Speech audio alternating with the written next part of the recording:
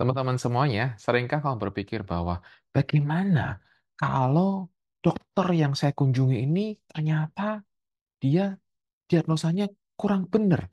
Ada yang dia terlewatkan dari diagnosa yang dia katakan pada saya. Wah, kira-kira ini aku akan mengalami rasa ini sampai kapan ya? Apakah akan selamanya? Apakah apa yang aku alami ini, semua sensasi yang aku alami, apakah ini akan bisa berlalu? Dan banyak hal pikiran-pikiran lain yang sering kali datang dan datang membuat teman-teman semakin cemas. Dan teman-teman biasanya juga mengalami pikiran-pikiran yang datang yang negatif ketika mengalami simptom-simptom atau mengalami sensasi fisik yang tidak nyaman di tubuh. Bagaimana cara untuk mengatasi itu semuanya dengan jauh lebih baik? Tonton video ini sampai habis.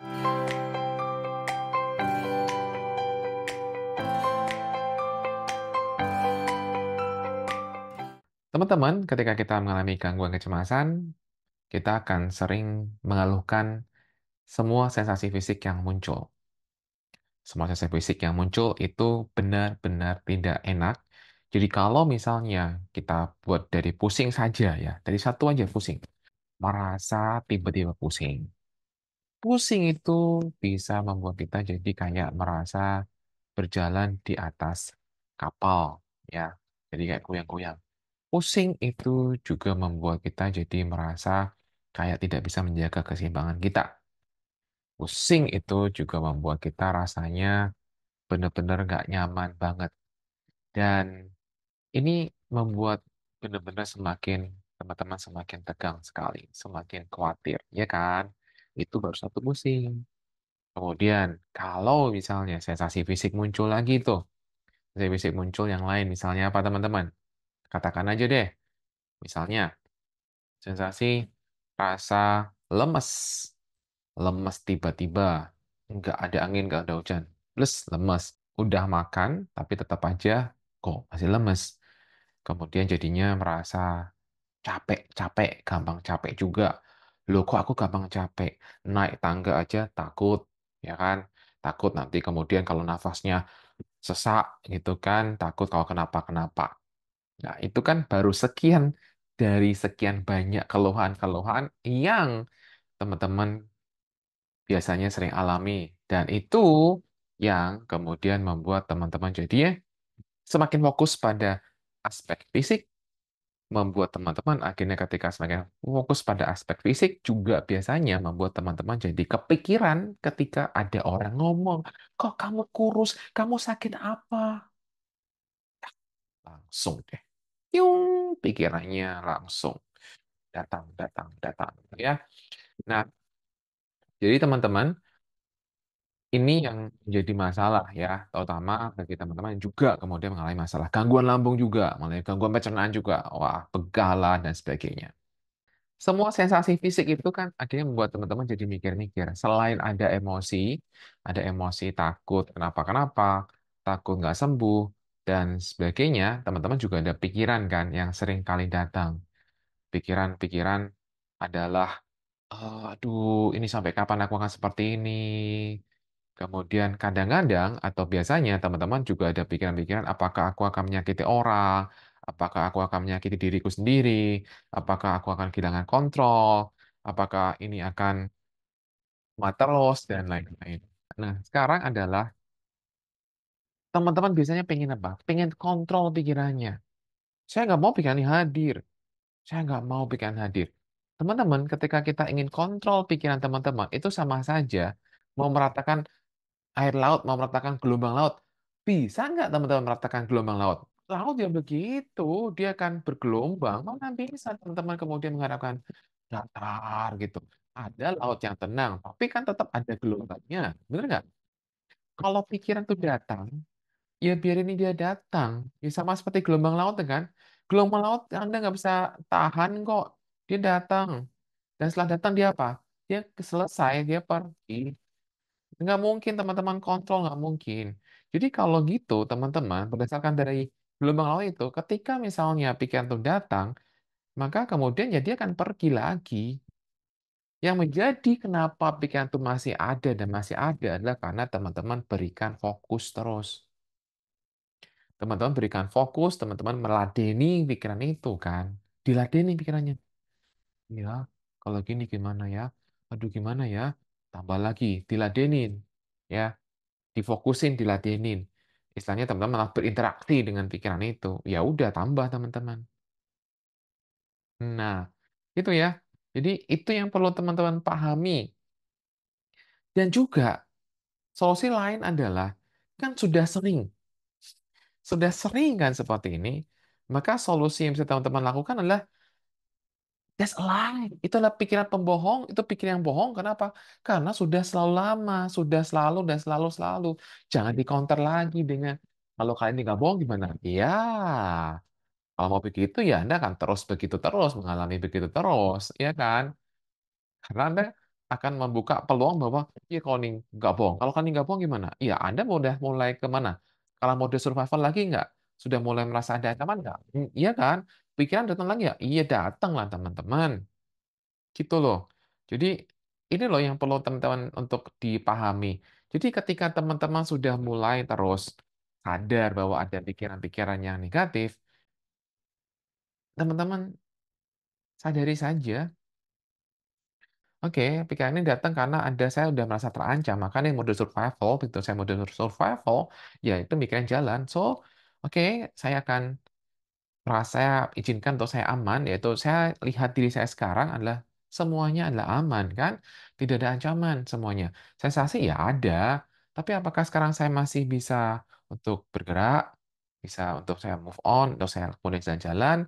Oke, bisa. Saya bisa ngapain? Ya bisa. Ya udah, santai. Itu aman. Ah, mungkin ada kan tanggapan lagi. Lah, cuma gitu doang bagaimana bisa memastikan bahwa saya aman? Nah, gitu lagi kan, muter lagi kan. Nah, muter lagi dan muter lagi itu berarti teman-teman sudah membuat apa lagi? Membuli lagi dengan teman-teman dengan ancaman lagi, membuli lagi dengan ancaman lagi, yang akhirnya ya negatif lagi lah pikirannya, terus dan terus, gitu loh. Nah, jadi kalau teman-teman masih saja bingung dengan apa yang saya sampaikan seperti ini, maka teman-teman bisa gunakan kursus online mengatasi teror pikiran negatif untuk membantu teman-teman bisa mengatasi pikiran-pikiran negatif yang sering muncul.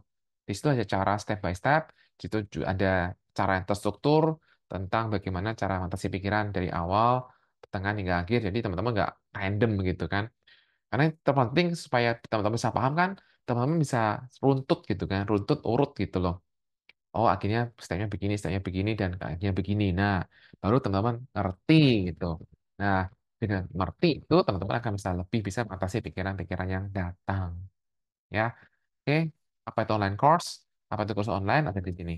Online course atau kursus online adalah kursus yang dilakukan melalui media internet tanpa harus pergi ke tempat kursusnya. Jadi, Anda bisa belajar dari rumah atau dari mana saja yang Anda inginkan selama ada koneksi internet.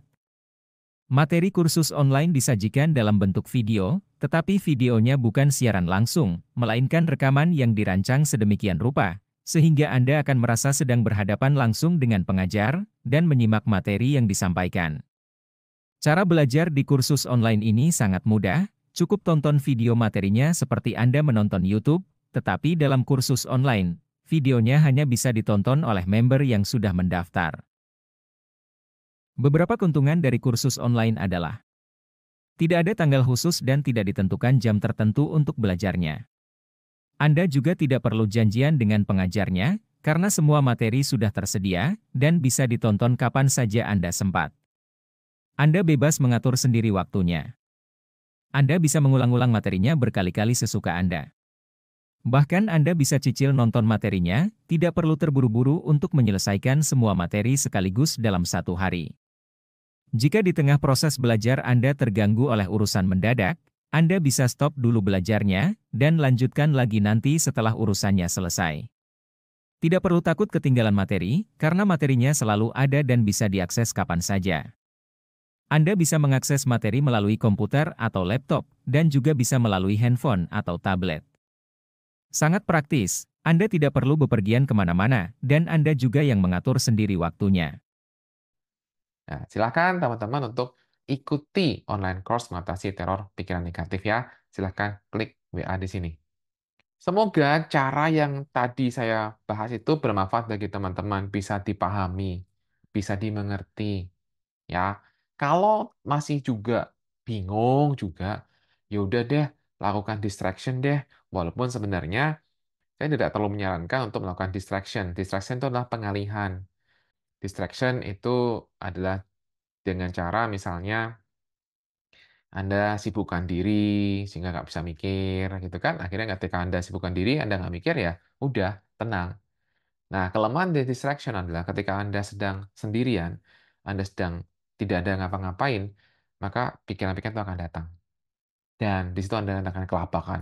Anda akan kelabakan, Anda akan merasakan cemas, dan seterusnya.